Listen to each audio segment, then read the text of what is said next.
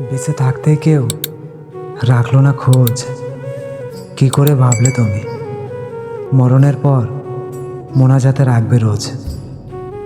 আমাদের জীবনে অতিরিক্ত আশা আর ভালোবাসা মানুষের মুখের হাসিটুকুও কেড়ে নেয়।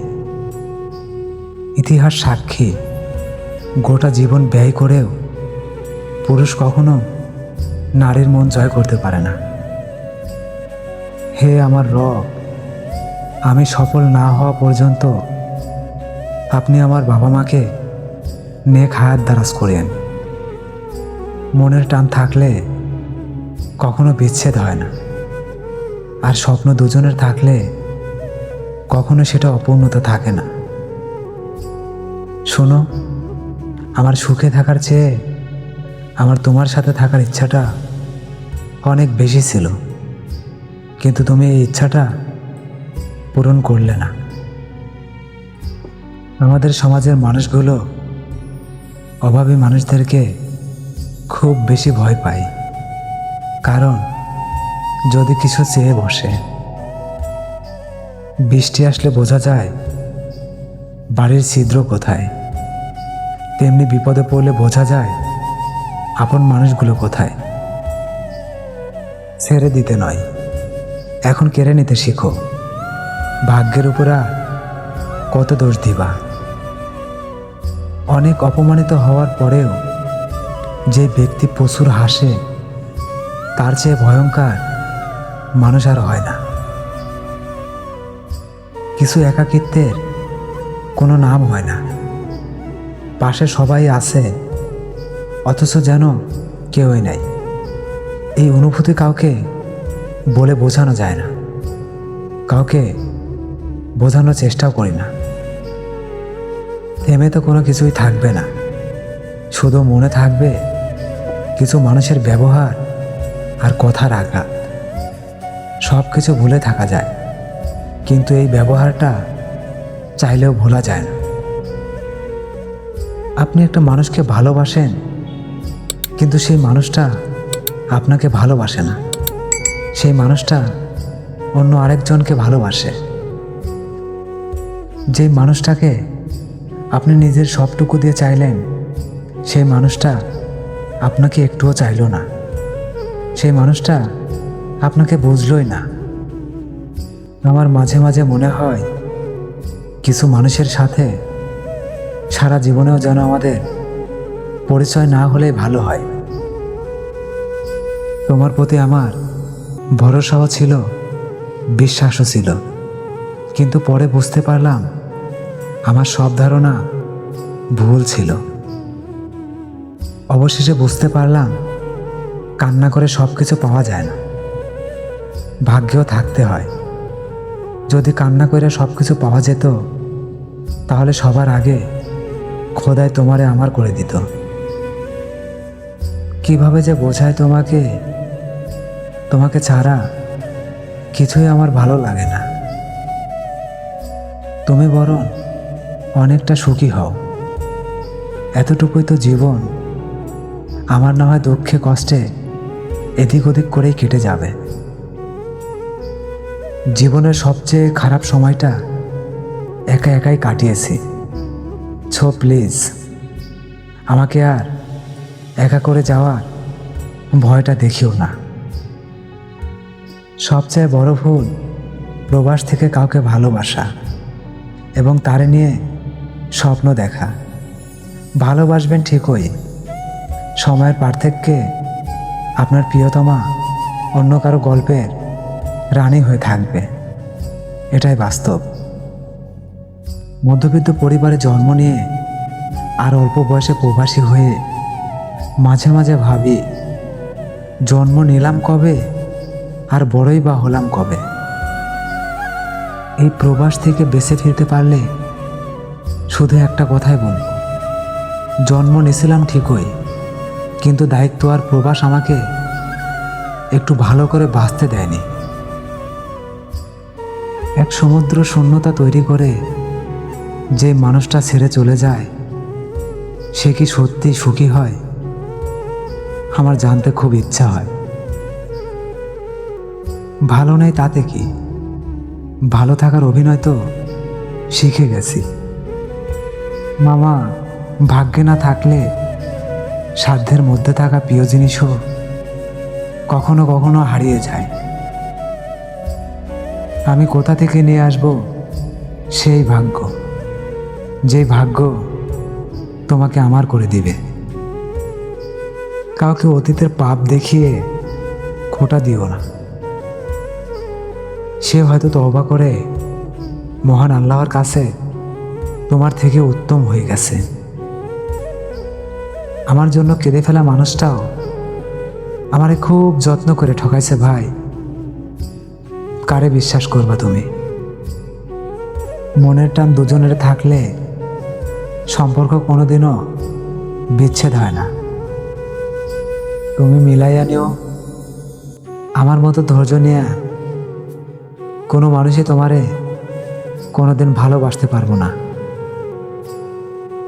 নিজের সমস্যাগুলোর কথা মানুষের কাছে নয়, বরং তুমি আল্লাহর কাছে বললো। তিনি গোপনে শুনে গোপনে তার সমাধান করে দিবেন ইনশাআল্লাহ। আমার প্রতি আপনার অভিযোগ থাকলে আপনি আমারে শাসন করিয়েন, কখনো ছাইরা যায়েন না।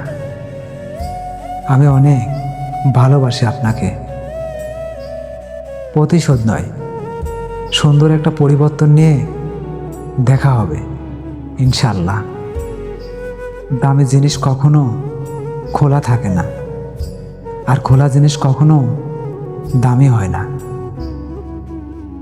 সেই মানুষটা আমাকে চায় না জেনেও তাকে আজও আমি পাগলের মতো ভালোবেসে যাচ্ছি।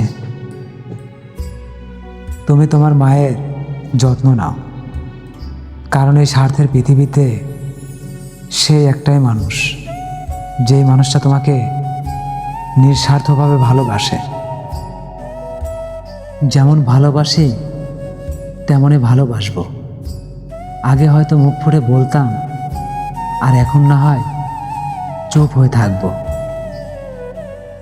পরিচয় সবার সাথে রাখুন, কিন্তু বিশ্বাস শুধু নিজেকেই করুন। গাছের কাঁটা থেকে মাছের কাঁটা যেমন মারাত্মক, ঠিক তেমনি বাইরের মানুষের থেকে আপন মানুষ বেশিটা বিপজ্জনক। চারিদিকে বিচ্ছেদের যুগে আমি তোমাকে শক্ত করে ধরে রাখতে চাই। তুমি আমার হাতটা কখনো ছেড়ে দিও না। মেয়েরা বলে আমরা ছেলেরা নাকি খুব খারাপ হই। তো শোনো বোন, নষ্ট কিন্তু তালা হয়, চাবি না। ধন্যবাদ। যে যুগে 4-5টা রিলেশন একসাথে চালানো হয়, আর সেই যুগে আমি তোমাকে অন্ধের মতো ভালোবাসি। যে মানুষটা তোমাকে সত্যিকারের ভালোবাসে, সেই মানুষটা কখনোই তোমাকে ছেড়ে দিবে না, পরিস্থিতি যত কঠিনই হোক না কেন। পুরুষের অভিমান বড্ড কঠিন। বুঝলে ভালোবাসা বাড়ে, আর না বুঝলে দূরত্ব বাড়ে। কারোর জন্য কষ্ট পাবেন না, কারণ আল্লাহ আগে থেকেই আপনার জীবন সঙ্গী ঠিক করে রেখেছেন। ঠকে যাচ্ছেন তাই না? জীবনের প্রতিটি ক্ষেত্রেই নিজেকে হারিয়ে ফেলছেন। সমস্যা নেই, ঠকে যান, আরও ঠকেন। দেখবেন ঠকতে ঠকতে একদিন জিতে যাবেন ইনশাআল্লাহ। বাবার পেশা যাই হোক না কেন, প্রতিটি সন্তানের কাছে তার বাবা পৃথিবীর সেরা একজন মানুষ। আত্মসম্মান সবারই আছে। আঘাত পেতে পেতে সরল মনটাও একটা সময় ঘুরে দাঁড়াতে শিখে যায়, নিজের মতো করে বাঁচতে শিখে যায়। চিন্তা বাদ দিয়ে ধৈর্য ধরো, সফলতা তোমারও আসবে হয়তো। পরিশ্রম একটু বেশি করতে হবে। বাবা মায়ের জন্য স্যাক্রিফাইস করা মানুষগুলো একদিন দেখবেন অনেক বড় হয়ে উঠবে। পুরুষ তার শখের নারীর কাছে অসহায়, শুধু একটু ভালোবাসা পাওয়ার জন্য। মুখের ভাষা খারাপ হলেই চরিত্র খারাপ হয় না। মিষ্টি কথার আড়ালেও অনেক খারাপ চরিত্র লুকিয়ে থাকে। নাম যেহেতু আছে, বদনাম তো একটু হবেই। কফি কিন্তু ব্র্যান্ডের মাল হয়, রাস্তার মাল নয়। একটা কথা সব সময় মাথায় রাখবেন, যে মানুষটা অন্যের দোষ আপনার কাছে বলে, আপনার দোষ সেই মানুষটা অন্যের কাছেও কিন্তু বলে। সবশেষে নিজেকে বদলায় নিচ্ছি।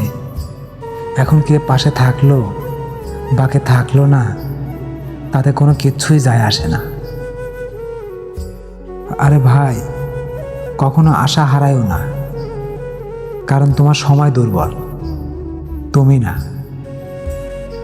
মানুষ যতই কাছের হোক না কেন, সেই মানুষটা আগে নিজের কথাই ভাবে, আগে নিজের স্বার্থেই খুঁজে, তারপরে আপনার। আমি সারাটা জীবন তোমার জন্যই অপেক্ষা করব। আমার তোমাকেই লাগবে। তুমি ছাড়া আমার এক নিমেষও ভালো কাটে না। তুমি ছাড়া আমার দমটা বন্ধ হয়ে আসে। অতঃপর তোমাকেই লাগবে আমার।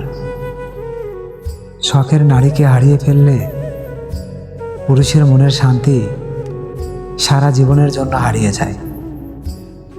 চিন্তিত হবেন না, আল্লাহর দেওয়া রিজিক অনুযায়ী আপনার জীবনে সফলতা আসবেই ইনশাআল্লাহ। অনেকটা শখ করে একটা মানুষকে ভালোবেসেছিলাম, কিন্তু সেই মানুষটা মাঝপথে হাতটা ছেড়ে আমাকে পাগল বানিয়ে চলে গেছে। একটা মেসেজের রিপ্লাই তাড়াতাড়ি দেওয়া, এটা আমার অভ্যাস। তার মানে এই না যে তুমি আমার স্পেশাল। আর যারা আমাকে শেখাচ্ছে কিভাবে ইগনোর করতে হয়, কাল আমি তাদের শেখাবো কিভাবে আফসোস করতে হয়। ধন্যবাদ। ভিডিওটি ভালো লাগলে আমাদের ছোট্ট চ্যানেলটি সাবস্ক্রাইব করে অল টাইম আমাদের পাশে থাকবেন।